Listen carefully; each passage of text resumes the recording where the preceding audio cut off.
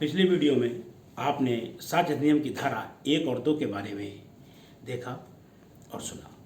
आज हम लोग साक्ष्य अधिनियम की धारा 3 के बारे में चर्चा करेंगे। साक्ष्य अधिनियम की धारा 3 में इंटरप्रिटेशन क्लास के बारे में दिया गया है। इसमें क्या दिया है? पहले बात, न्यायालय के बारे में जानकारी दी गई है। न्यायालय से मतलब क्या है? कोई भी न्यायाधीश और मजिस्ट्रेट तथा मध्यस्थों के सिवाय साक्ष्य लेने के लिए वैध रूप से प्राधिकृत सभी व्यक्ति आते हैं। फिर न्यायालय में कौन है कौन नहीं है इसके बारे में चर्चा हुई। फिर तथ्य क्या है, साक्ष्य क्या है, सबूत क्या है। पहले तथ्य की परिभाषा।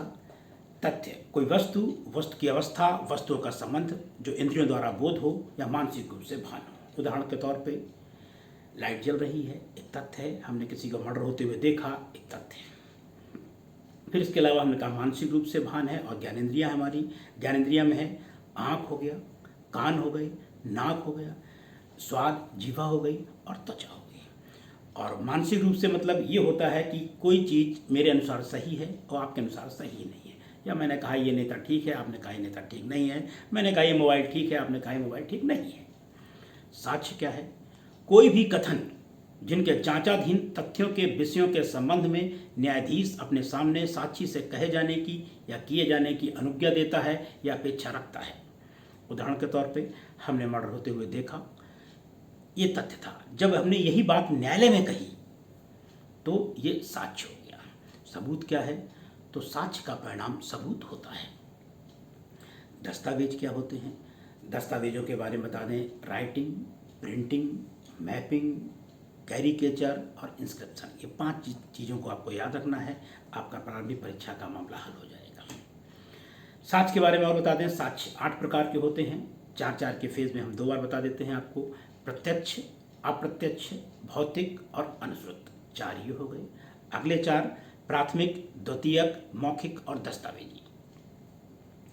ठीक है। फिर आते हैं हम लोग सुसंगत के बारे में और विवादक के बारे में। सुसंगत क्या है? एक तथ्य दूसरे तथ्य से सुसंगत तब कहा जाता है जब भारतीय साक्ष्य अधिनियम में वर्णित धारा 6 से 55 तक की किन्हीं धाराओं में से एक में सुसंगत है। उदाहरण के तौर पर एक आदमी से कहा गया कि तुमने उस दिन तारीख को हत्या की है। उसने कहा भाई साहब हम तो उस दिन बॉम्बे में थे। अर्थात ये कहाँ से सुसंगत है? धारा 11 के अनुसार लिया फैली भाई।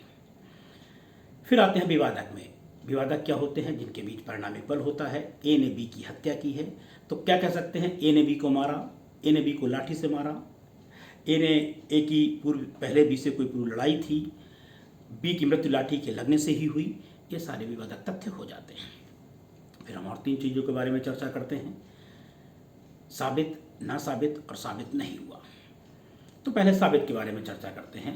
कोई तथ्य साबित हुआ कहा जाता है जब न्यायालय अपने समक्ष समस्त विषयों पर विचार करने के पश्चात या तो यह विश्वास करे कि इस तथ्य का अस्तित्व है या उस तथ्य के अस्तित्व का इतना अधिक अधिसंभाव है कि उस विशिष्ट मामले की परिस्थिति में किसी प्रज्ञावान व्यक्ति को इस अनुमान पर कार्य करना चाहिए कि इस तथ्य का अस्तित्व है।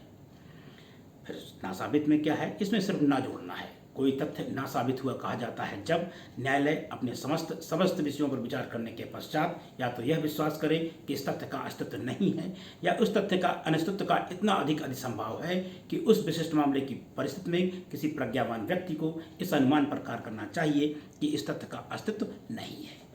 फिर तीसरा है साबित नहीं हुआ। साबित नहीं हुआ का मतलब ये है ना तो वो साबित है और ना ही वो ना साबित है। अब ये चीज़ें सेक्शन 3 में दी गई हैं। इनके बारे में आपको समझना होता है और पढ़ना होता है। तथ्य के अंतर्गत एक चीज़ और बता दें, भौतिक और मानसिक दोनों तथ्य आते हैं।